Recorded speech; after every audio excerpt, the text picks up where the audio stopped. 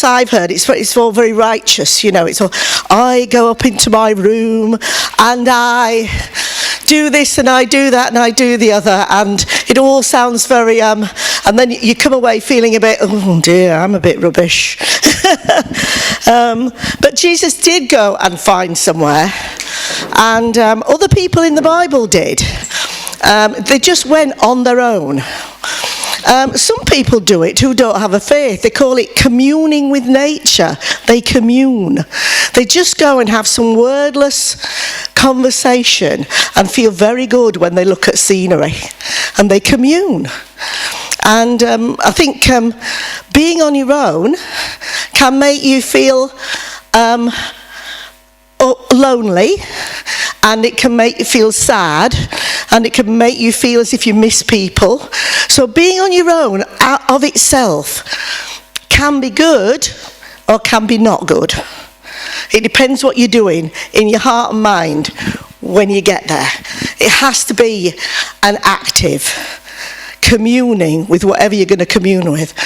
Some people, when they're on their own, just worry a lot, massively. Lots of us do that. But what I want to talk about is meditation, reflection and contemplation. That's what I want to talk about. And communing, it's what you do when you're on your own and what you feel like when you're on your own. Because sometimes praying is just talking. There's nothing wrong with just talking, but you have to be sure that who you're talking to and what you're talking about, that there is actually somebody there, I mean, sometimes when you don't feel there's somebody there, you do a lot of shouting and getting upset, but if that's part of communing. Sometimes when you go to be on your own and you think, right, I'm going to pray or whatever you're going to do, you go, there's no special feelings or special depth to it. But sometimes prayer can go on beyond just talking. And I started to look up different people in the Bible and what they did, okay?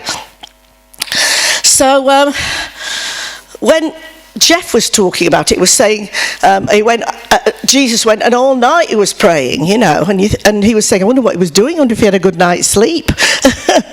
He probably did. But Jesus did find time just so he could commune, just so he could remember who he was and what he was doing and link in with himself and the one who loves him the most. And that's what I think about when I think I'm going to have some time. I'm going to switch the telly off. Mind you, sometimes I don't switch the telly off. I just ignore it. I'm zoning out. I just zone out. But once you've zoned out, you're zoning out and zoning in. And it's finding ways to zone in after you've zoned out, rather than just zoning into your own worries. That is something that I would like to get better at. Let's put it that way. So sometimes prayer goes beyond talking. I think people who haven't got a faith just think, what are you talking to yourself for? Why are you sitting in a room in your head or talking loudly to somebody who's not there? But you're not, because we are a spiritual being, aren't we? We are beyond just the five senses. But some people have had in this church in fact, have had amazing experiences when communing. I remember Wayne saying, I hope you don't mind me saying this, waking Lillian up in the middle of the night and saying, what did you say? He said, wake up Lillian, God's here. Wake up Lillian, God's here. He had some sensations and feelings, and that is completely initiated. You're not aware of doing anything. I know that Karen was completely baptized with fire, weren't you? She was never the same again. Oh, if you don't know that story, please ask these people. If you don't know these stories, amazing stories, and I'm sure there are other stories where people have had the most amazing experiences.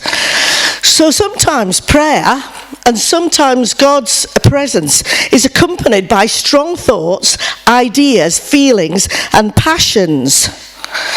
And there's a sense of connection. And it's that sense of connection that we need to have. And what sometimes phases out the sense of connection with God is all the worries and anxiety and problem solving that we feel that we have to continue to do over and over and over. And over and over and over to make sure that we've done it right. But sometimes it's good to sort of step away from that, to seek peace. Now, I don't know where it's a proverb, seek peace and pursue it. Okay, seek peace and pursue it. So unexpected things can happen. And sensations of peace, I don't know if you've ever had that, when you begin to commune with God, a sense of being loved, a sense of being spoken to. Sometimes pictures come, sights and sounds. I've known people even smell a different smell. You actually get physical sensations, because my idea is that everything that you have in the physical world, seeing, hearing, can happen in the spiritual world as well. Even though we live in this world by the 5 senses, we have a 6th sense that communes with God. But there's sometimes a storm of our emotions and our circumstances phase it all out, and we can't key in. And when we're on our own, we can't do anything about it. And quite often I'm seeking something that is going to help me. Sometimes something that you read can help you. Sometimes something you can watch can help you. Sometimes music can be a great help. So to try and make that link and commune, what I'm suggesting you do is find what's good for you. Find what's good for you to make that link. Sometimes I just need to relax and watch something that makes me really laugh. Then I've relaxed, then I can commune. Sometimes I need to listen to some music that lifts me up. And it doesn't always have to be Christian music. There's a song called Love Lifts You Up. And it's a soul song.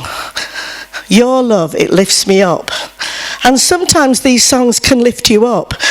Occasionally I get a song in my head. Suddenly it'll come out of the past. I don't know if you've ever had that experience. And I call it, radio head. Head radio. And, it's a way of the Holy Spirit trying to go, I'm here. Would you like to talk to me? How do you feel? I just want to hear from you. Because your focus is being so, on your own worries and ideas. Our best spiritual times, our most meaningful direct experience of God. But we don't want to be always kind of hoping that's going to happen in a kind of random way. And there are ways of, let's say, initiating a reflection or a meditation. I mean, I came across contemplation by accident when I started reading the Bible at age 16. I was reading it and all of a sudden a verse jumped out. And it wasn't a verse that you would expect a 16-year-old to be interested in. It started, all flesh is grass. And it was talking about the passing. Mind you, teenagers are a bit dramatic, aren't they? So maybe it was. But I saw that verse. I kept repeating it and looking at it and imagining it. So sometimes verses in the Bible, and you might have a favourite one this way, are sometimes sayings or words that you've got in your head or verses. Another one that always comes to my mind is, the word of the Lord is a strong tower. The righteous run into it and are safe. And sometimes that makes me think of the tower, but actually in the Hebrew I found out, which I was really happy about, is that the strong tower, you run into it and you become the tower. That's the actual meaning. So sometimes these sorts of words and verses can be focuses, and I call them windows or doors through which you can go and leave your worries behind and start refocusing on something different that is not your everyday life. let's face it, mostly your everyday life sometimes gives you joy, but quite often gives you pain. Quite often it makes you unhappy. But there must be a way of just trying to initiate that. Now, I've got a few verses here. I don't know if you were the same, but if you're in the evangelical churches, people are always saying, you know, it's really good if you can get up first thing in the morning early and go, and I think, no, I can't. So I am an owl, I am a lark. I am. Don't call me Keldine. Oh, you're so amazing, Keldine, doing your jogging. I think it's wonderful. Mind you, it's a case of no choice. 5:30, you were up late? PM? Well, that's, I don't know if you know this, but Keldine gets up at some 5:30 a.m., and usually jogs and has her time as a busy mum. I don't know. I have never, that's the only time I see 5 o'clock in the morning is her videos on, but they are beautiful, as this is what the canal is like at this time. So anyway, I've chosen ones where they didn't get up in the morning. God brought Abraham outside beneath the nighttime stars and told him, look up into the heavens and count the stars if you can. So sometimes your focus isn't on, it doesn't have to be, I might read the Bible or I might do that. It might be. But he didn't have the Bible. So look at the stars. And then he said, all your family and their family and their family, their descendants, they're going to be like that. You're going to have that many. And when it says God brought Abraham outside, he didn't carry him physically. Abraham had made a decision to walk out of that door. But he was obviously communing with God. He was communing with him. And then Isaac, one evening, as he was taking a walk out in the fields meditating. So Isaac was one evening was taking a walk out in the fields meditating. And of course, another thing, if you're in the evangelical church, don't let anything distract you. Right. So he was in the fields meditating, and he looked up and saw camels coming. And he went towards the camels, and actually it was his answer to prayer, I think. The camels coming was they were bringing his wife to him. So he was in the fields meditating. You can commune with God. You can think about life wherever you want to, wherever you just need to find a way to relax. And sometimes it can be quite a challenging experience. Peter went out on a balcony to pray. It was about noon. And he got hungry, and then he started to have a vision. No, he didn't just start to have a vision. He got hungry and started thinking about lunch. So there he is. He's gone out to pray. He started thinking about lunch. Do you know you can't control your own mind? If you go, right, I'm really spiritual here, and I'm going to really focus. What you're going to shop, tomorrow, drifts past your vision, So you can't, if somebody says to you, don't think about an elephant, you will think about an elephant. You'll never stop thinking about an elephant. So he was hungry and he wanted his dinner. But actually, God used his dinner to help him, because he started to have a vision that was about eating things that he usually wasn't allowed to eat as a Jewish person. So Peter went out on the balcony to pray. It was about noon. He got hungry and he started thinking about lunch. No guilt trip. Then he fell into a trance and he saw the skies open, and then the vision continued. So don't expect to be completely focused when you do decide to talk. It doesn't matter if you think about something else, or a camel turns up, or whatever the modern day equivalent is. Right. This is Mark 6, verse 30. Jesus and his followers were in a busy place. They did not have time to eat. He said to them, come with me, we'll go to a quiet place to be alone, and there we will get some rest. There's nothing wrong with going in a quiet place and getting some rest. There's nothing wrong with it. No, I should be doing this and I should be doing... No. We haven't had time to eat. Let's just have a sit down. Be merciful to yourself. And again, in Luke 5, this is J.B. Phillips. I get all these things out of different versions. News about Jesus spread. Enormous crowds collected to hear Jesus, but he slipped quietly away to deserted places for prayer.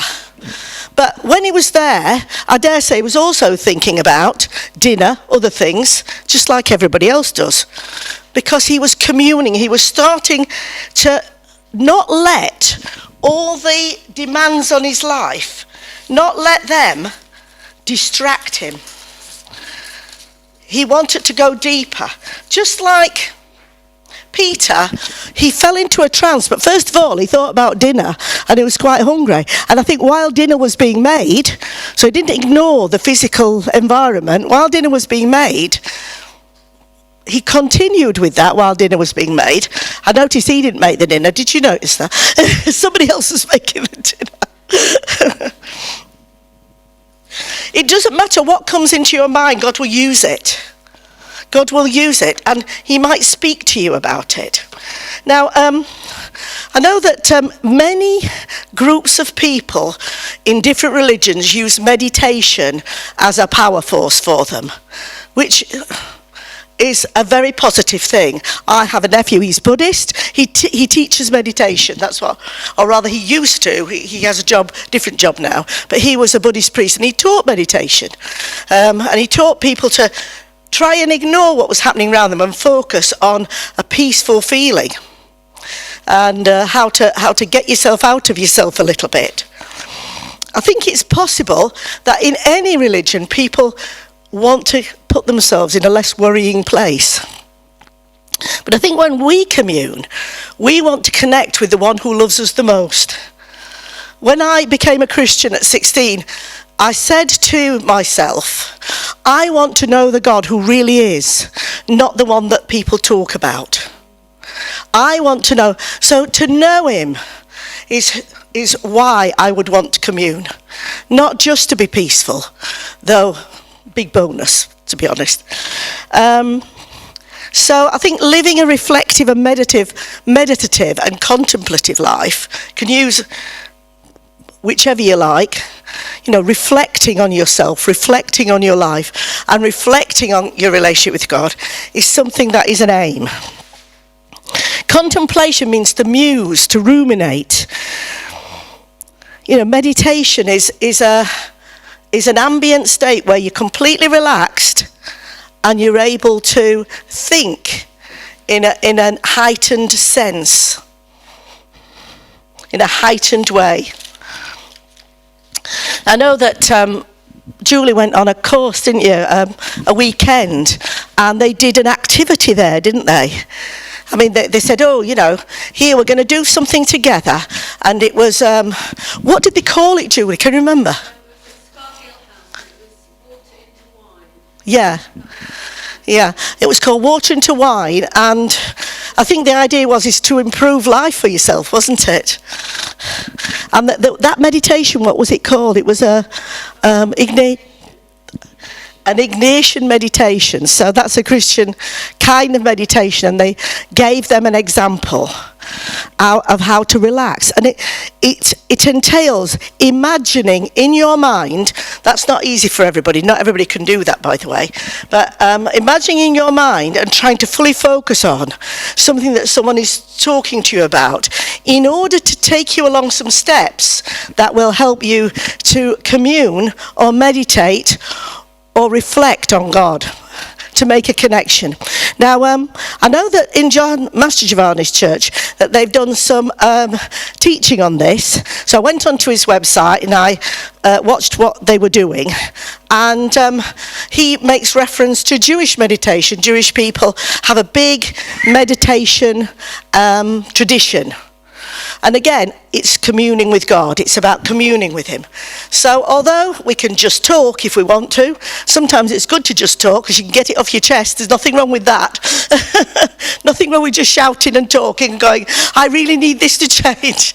But sometimes you want to make that connection. So what I am suggesting this morning is you might have a go at a guided meditation if you're up for it. Okay? Ooh, yes. Ooh. Now, I've had a go at this myself, and it's come from a Jewish gentleman. But it's surprising once you start doing it. I found it quite interesting, and at the end, you may have thoughts to share, or you may not. You may like to keep your ideas to yourself. And it's a guided meditation. It's called the 3-room meditation. Okay, the 3-room meditation. And it starts like this. Imagine you're in a field. Then you go to a house that's in the field. Just telling you what it is. I'm not going through it with you yet. Then you go into a room that's light, and you look into a mirror, and you see your face. Then you go into another room that's darker, and you see your personality and aspects of yourself. Then you go into another room, and it's very dark, and you see the Holy Spirit in the mirror. Okay, so that's basically what the 3-room meditation is. So if you feel, I don't want to do that, right, okay, but if you feel you would like to have a go at it, then I will talk you through it. But first of all, you just need to get in a relaxed state, which is a bit difficult on these chairs always, though they are better than chairs we used to have. So first of all, it's what goes on in your head. So try and relax. If closing your eyes helps, then imagine you are in